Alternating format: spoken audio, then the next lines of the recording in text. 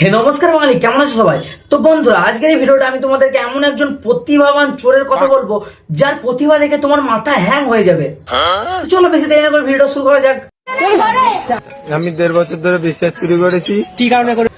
আমার কিরকম লেভেলে প্রতিভা রে ওরা? আমাদের রাজ্যে বেকারত্ব এতটাই বেড়ে চলেছে যে এখন আমাদের পাড়ার বৌদিদের ভেসের গুলো সুরক্ষিত নেই। এছাড়া শুধু চুরি করেনি, একদম লুচ্চামি হারামি সর্বশ্রেষ্ঠ সীমা পার করে দিয়েছে। মানে এদের মতো চোররা আবার প্রমাণ করে দিল যে চুরি শুধু তৃণমূলের লোকরাই করতে পারবে, তাছাড়া কেউ করতেই পারবে না। কি বলে? না মানে এতবার দি ব্রা চুরি করা, শালা লুচ্চা।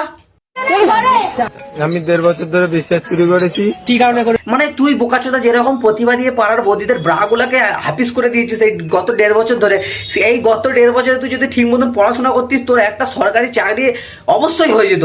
না আমার সরকারি চাকরি কে করবে? আমি তো মারা লুচ্চামি করবো, আমি পাড়ার বৌদিদের ভেসিয়ার চুরি করবো। বোকাচোদা ভেসিয়ার চোর লুচ্চা।